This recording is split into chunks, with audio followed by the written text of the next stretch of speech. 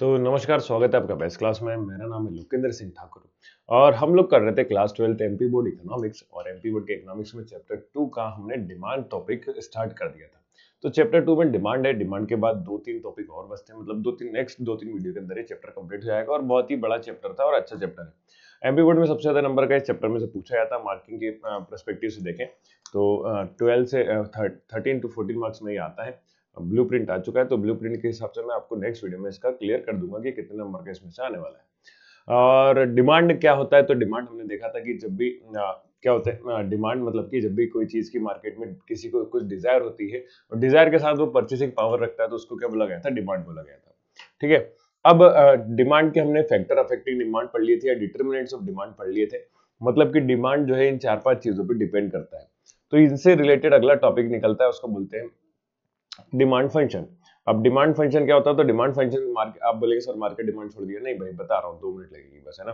अच्छा सुन लो, market demand क्या होता है। मार्केट डिमांड मतलब होता है इकट्ठी एक साथ डिमांड जब आती है ना पूरे मार्केट में, तो उसे बोलेंगे मार्केट डिमांड। तो जनरली सीजन के हिसाब से आ सकती है या फिर किसी चीज की रिक्वायरमेंट के हिसाब से आ सकती है मार्केट डिमांड। एग्जाम्पल के तौर पर जैसे अभी क्या चल रहा है, बारिश, तो बारिश में एकदम से रेनकोट की डिमांड आती है, तो पूरे मार्केट में इकट्ठी एक साथ सभी की डिमांड आती है, तो उसे बोलते हैं पर मार्केट डिमांड। ठीक है।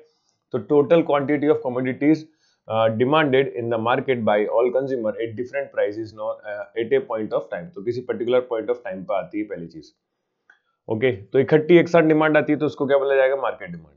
अब बात करते हैं हम डिमांड फंक्शन की। तो डिमांड फंक्शन क्या है, तो डिमांड फंक्शन कुछ नहीं भाई, डिमांड फंक्शन में ये बताया गया है कि डिमांड जो है कौन कौन से फैक्टर्स पे डिपेंड करता है, उसी को बोलेंगे डिमांड फंक्शन। तो इसको लिखेंगे कैसे, तो लिखने का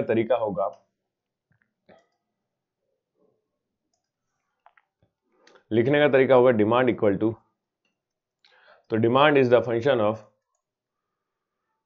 स्लो के चल रहा है, demand is the function of, तो फंक्शन के लिए एफ बनाया जाता है, तो प्राइस ऑफ कमोडिटी एक्स बताया था, प्राइस ऑफ रिलेटेड गुड्स, है ना। रिलेटेड गुड्स में कौन कौन से गुड्स थे, दो गुड्स थे, सब्स्टिट्यूट्स और कॉम्प्लीमेंट्री।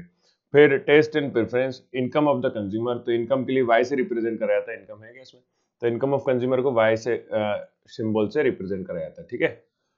हाँ। फिर टेस्ट एंड प्रेफरेंस था और एक अदर फैक्टर था। अदर फैक्टर मतलब कह सकते हैं कि और भी इसके अलावा कोई भी अदर फैक्टर्स होते हैं जिस पे डिपेंड कर सकता है आपका क्या, डिमांड। तो डिमांड इन पांच चीजों पर डिपेंड करता है, तो इसलिए इन डिमांड को इन पांचों को बोल देंगे डिमांड के फंक्शन। तो और कुछ नहीं, तो डिमांड जो है सभी से रिलेशनशिप, डिमांड फंक्शन सभी से रिलेशनशिप को शो करता है। तो डेफिनेशन में देखें क्या लिखा है, तो it is the functional relationship between demand for the commodity for a commodity and factor affecting demand. तो फैक्टर अफेक्टिंग डिमांड और डिमांड के बीच के रिलेशन को शो करने का काम करता है क्या, फंक्शंस ऑफ डिमांड। ठीक है। तो अब यहाँ पे बात करते हैं कि अगला टॉपिक इसी से निकल के आता है जिसको बोलेंगे लॉ ऑफ डिमांड। तो लॉ ऑफ डिमांड मतलब कि नियम देखिए, लॉ जब भी बनता है तो ध्यान रखना कि दुनिया में ऐसा होता आया है, होता रहा है और होता रहेगा, तभी उसको क्या बोल दिया जाता है, लॉ बोल दिया जाता है, नियम बोल दिया जाता है। ठीक है। तो अब ये लॉ क्या है वो सुने।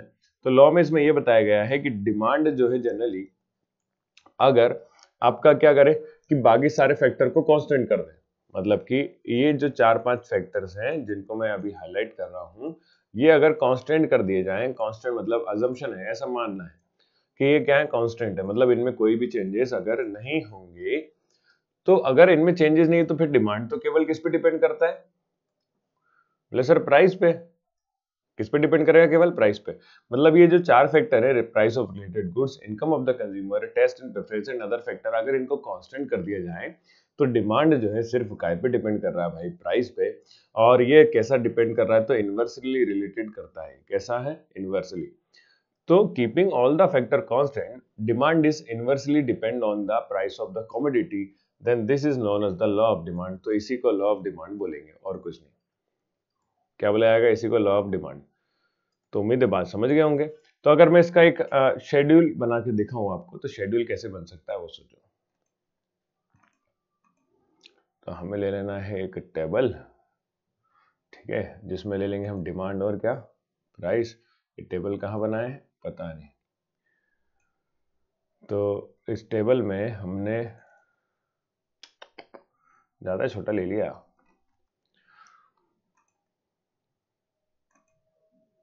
ठीक है।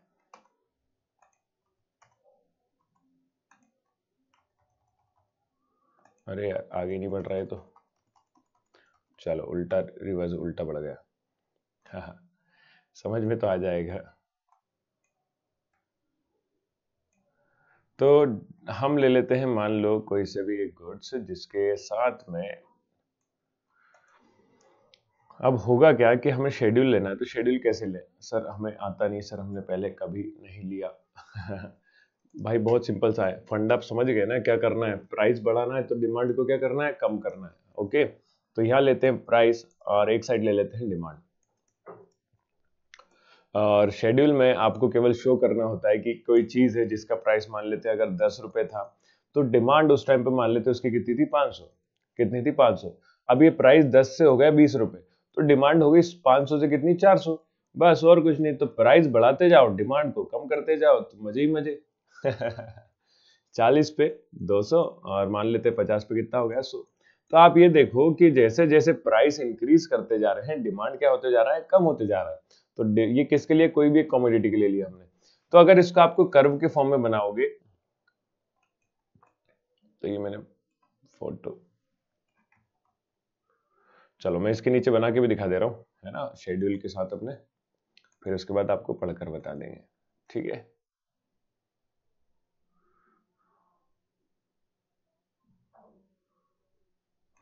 देखिए, तो हमने ये ले लिया आपका क्या, एक्स एक्सिस और वाई एक्सिस। एक्स एक्सिस और वाई एक्सिस पे आपको क्या लेना होता है, तो हमने पॉइंट लेना होते हैं। तो मैंने यहाँ ले लेता हूँ, अगर मैं आपका क्या प्राइस,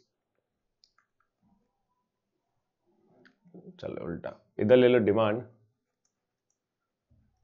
और इधर ले लीजिए आपका क्या, प्राइस। ठीक है, तो आप डिमांड देखें कहां से कहां तक है, तो 100 से 500 तक है।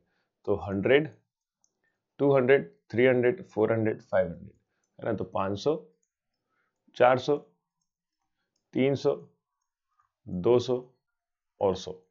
इसके बाद बात करें हम प्राइस की, तो प्राइस आपने कहां से लिया, तो 10 से लेकर 50 तक लिया। तो 10, 20, 30, 40 और ये हो गया 50। अब पहला पॉइंट देखें, तो पहला पॉइंट मतलब आपका कहां मिलेगा, 10 पे कितना था, 500 था। तो 10 पे 500 मतलब यहां से शुरुआत होती है। दूसरा कितना था, 20 पे 400 सर, तो 20 पे 400 मतलब आपका ये पॉइंट होता है। तो अगर पॉइंट मार्क करना नहीं आता किसी को, तो वो भी बता देते हैं। देखो आपको करना क्या होता है कि भाई वो जो पॉइंट लाइन है वहां से आपको, मतलब जो नंबर है वहां से आपको एक स्ट्रेट लाइन बनानी है। तो 500 से स्ट्रेट लाइन बनाई मैंने, ठीक है। फिर एक स्ट्रेट लाइन कहां से बनाऊंगा, 10 से। तो 10 से स्ट्रेट लाइन बनाऊंगा जहां पे ये दोनों कट करेगी ना, इंटरसेक्ट करेगी ऐसे, उस पॉइंट को मार्क करना होता है और कुछ नहीं। तो 400 और 200, तो ये वाले उसमें जो है आपका मैथ का हमने इसलिए लिया हुआ है कॉपी की, इसमें अच्छे से बन जाता है। तो 300 और फिर 200 और 40 और कितना है भाई, 50 और 100। तो 50 और 100 ही।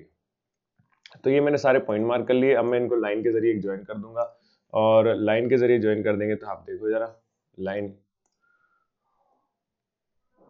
मतलब इन सारों को सबको क्या कर देना, बस ज्वाइन कर देना है। तो यही जो आपकी लाइन बनी है ना, इसी को बोलते हैं डिमांड कर्व। इसी को क्या बोलते हैं भाई, डिमांड कर्व। ठीक है, इसी को क्या बोलते हैं, डिमांड कर्व। और डिमांड कर्व कैसा है, डाउनवर्ड स्लोपिंग है। तो डाउनवर्ड स्लोपिंग है, तो अगर आपका इसको स्लोप निकालोगे ना, ये स्लोप, तो मैथमेटिकली स्लोप निकलेगा change in price divide by change in quantity. ठीक है, तो ये आगे पढ़ेंगे वैसे। तो इसकी डेफिनेशन आपको पढ़वा देते हैं जरा इतना समझाने के बाद। The law of demand state that when all the other things remains constant, तो all the other things remains constant में क्या क्या आ गया, price of related goods, income of the consumer, taste and preference and other factor, then there is inverse relation between the price of commodity and quantity demanded. तो inverse relation होता है quantity and demand के बीच में, quantity demand and price के बीच में। ठीक है, that is higher the price lower the demand. तो इसका मतलब ये हुआ कि प्राइस ज्यादा है तो डिमांड कम होगी। दूसरा, अगर लोअर द प्राइस है तो डिमांड क्या होने वाली, हाई होने वाली है। Demand curve and demand schedule, the tabular presentation of price and quantity, it is called demand schedule. तो ये टेबुलर जो प्रेजेंटेशन है इसी को डिमांड शेड्यूल बोलेंगे। And demand curve is the graphical representation of the demand schedule. तो demand schedule का graphical representation को डिमांड कर्व बोलेंगे। Demand curve and it's slope, तो ये डिमांड कर्व एंड स्लोप इसका मैंने आपको यहाँ बना दिए। तो आप एग्जाम में भी इसको बना के आ सकते हैं, ऐसा कैसी कोई दिक्कत नहीं होने वाली। ठीक है, तो आज के वीडियो में इतना ही। नेक्स्ट वीडियो जो है आपका पूरा टॉपिक रिलेटेड रहेगा change in demand, change in quantity demand, मतलब ये 4 टॉपिक हैं। और उसके बाद आखिरी बचेगा प्राइस इलास्टिसिटी ऑफ डिमांड। तो नेक्स्ट 2 वीडियो के अंदर ही आपका खत्म हो जाएगा चैप्टर। ठीक है, तो ज्यादा बड़ा है, मतलब सबसे बड़ा तो यही चैप्टर माना जाएगा, और एक चैप्टर नंबर 10 है। इसके बाद प्रोडक्शन एंड कॉस्ट वगैरह जो है, तो एक एक 2 वीडियो के हैं, ये जल्दी खत्म हो जाते हैं और इसको आराम से समझ लेंगे अपन। तो आज के लिए इतना ही, देखने के लिए थैंक यू। वीडियो को लाइक करो, चैनल को सब्सक्राइब करो और आपके दोस्तों के साथ शेयर करो। इसके अलावा आप टेलीग्राम चैनल और नीचे व्हाट्सएप चैनल की लिंक दी है, उससे ज्वाइन हो सकते हैं। और अगर कोई पहले ही पढ़ना चाहता है तो एप्लीकेशन पे कोर्स पूरा करवा दिया है, तो आप वहां से भी पढ़ सकते हैं। तो बाय बाय, टेक केयर।